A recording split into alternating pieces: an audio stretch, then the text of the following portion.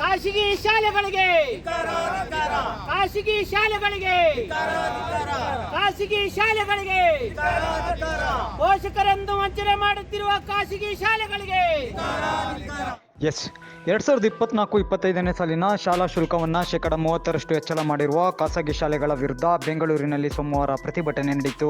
ಕರ್ನಾಟಕ ವಿದ್ಯಾರ್ಥಿಗಳ ಪೋಷಕರ ವೇದಿಕೆಯಿಂದ ಫ್ರೀಡಂ ಪಾರ್ಕ್ನಲ್ಲಿ ನಡೆದ ಪ್ರತಿಭಟನೆಯಲ್ಲಿ ಖಾಸಗಿ ಶಾಲೆ ಮತ್ತು ಮಾಜಿ ಸಂಸದ ಹಾಗೂ ಖಾಸಗಿ ಶಾಲೆಗಳ ಮಾಲೀಕರು ಆದ ಎಲ್.ಆರ್. ಶಿವರಾಮೇಗೌಡ ವಿರುದ್ಧ ವಿವಿಧ ಘೋಷಣೆ ಕೂಗಿ ಆಕ್ರೋಶ ಹೊರಹಾಕಲಾಯಿತು. ಪೋಷಕರನ್ನು ವಂಚನೆ ಮಾಡುತ್ತಿರುವ ಖಾಸಗಿ ಶಾಲೆಗಳಿಗೆ ಪೋಷಕರನ್ನು ವಂಚನೆ ಮಾಡುತ್ತಿರುವ ಖಾಸಗಿ ಶಾಲೆಗಳಿಗೆ ಈ ವೇಳೆ ಕರ್ನಾಟಕ ಪೋಷಕರ ವೇದಿಕೆಯ ರವಿ ಮಾತನಾಡಿ, ಅಕ್ರಮ ಡೊನೇಷನ್ ಹಾಗೂ ಶಾಲಾ ಶುಲ್ಕ ಹೆಚ್ಚಳ ಮಾಡದಂತೆ ಸರ್ಕಾರ ತಡೆಯಬೇಕು ಅಂತ ಮುಖ್ಯಮಂತ್ರಿಗಳಿಗೆ ಮನವಿ ಮಾಡಿದ್ರು. ಈಗಾಗಲೇ ಈ ವರ್ಷದ ಶುಲ್ಕದ ಮೇಲೆ ಸರ್ಕಾರ ಯಾವುದೇ ನಿಯಂತ್ರಣವಿಲ್ಲದಿರುವುದರಿಂದ ಬೆಂಗಳೂರಿನ ಹಲವಾರು ಖಾಸಗಿ ಶಾಲೆಗಳ ಶುಲ್ಕವನ್ನು 30ರಿಂದ 40ರಷ್ಟು ಹೆಚ್ಚಿಸಿವೆ. ಖಾಸಗಿ ಶಾಲೆಗಳು ತಮ್ಮದೇ ಆದ ಶುಲ್ಕವನ್ನು ನಿಗದಿಪಡಿಸುವ ಹಕ್ಕನ್ನು ಹೊಂದಿವೆ. ಆದರೆ ಲಾಭದಾಯಕತೆ ಮತ್ತು ವಾಣಿಜ್ಯೀಕರಣ ಪರಿಶೀಲಿಸಲು ಸರ್ಕಾರವು ಅದನ್ನು ನಿಯಂತ್ರಿಸಬೇಕು, ನಿರ್ಧರಿಸಬೇಕು ಮತ್ತು ಅನುಮೋದಿಸಬೇಕು. ಖಾಸಗಿ ಶಾಲೆಗಳನ್ನು ನಿಯಂತ್ರಿಸಲು ಸೂಕ್ತ ಕಾನೂನು ಜಾರಿಗೆ ತರಬೇಕು ಅಂತ ವಿವಿಧ ಘೋಷಣೆ ಕೂಗಿ ಒತ್ತಾಯಿಸಿದ್ರು. ಅದಕ್ಕೆ ನಾವೆಲ್ಲರೂ ರಾಜ್ಯಾದ್ಯಂತ ಸಿದ್ಧ ಇದ್ದೇವೆ.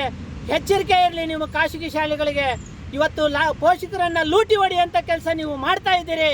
ಇದನ್ನ ಕೂಡಲೇ ನಿಲ್ಲಿಸಬೇಕು ಅಂತ ಆಗ್ರಹ ಮಾಡ್ತೀನಿ. ಖಂಡಿತವಾಗ್ಲೂ ಇವತ್ತು ಎಲ್.ಆರ್. ಶಿವರಾಮೇಗೌಡ ಅಂತ ಒಬ್ಬ ಬ್ರೋಕರ್ ಏನಿದ್ದಾರೆ, ಅವರು ಈ CBSE ಸ್ಕೂಲ್ಗಳಿಗೆ ಅಧ್ಯಕ್ಷರಾಗಿ ಕೆಲಸ ಮಾಡ್ತಾ ಇದ್ದಾರೆ. ಅವರು ನಾವು 30ರಷ್ಟು ಸುಂಕ ಜಾಸ್ತಿ ಮಾಡ್ತೀವಿ ಅಂತ ಹೇಳ್ತಾ ಇದ್ದಾರೆ.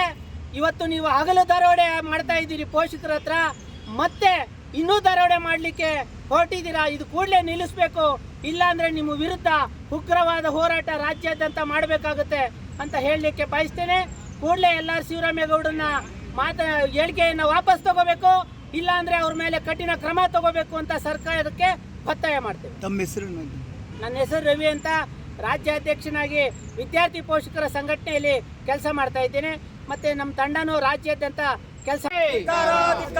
ಖಾಸಗಿ ಶಾಲೆಗಳಿಗೆ ಖಾಸಗಿ ಶಾಲೆಗಳಿಗೆ ಖಾಸಗಿ ಶಾಲೆಗಳಿಗೆ ಪೋಷಕರನ್ನು ವಂಚನೆ ಮಾಡುತ್ತಿರುವ ಖಾಸಗಿ ಶಾಲೆಗಳಿಗೆ ಪೋಷಕರನ್ನು ವಂಚನೆ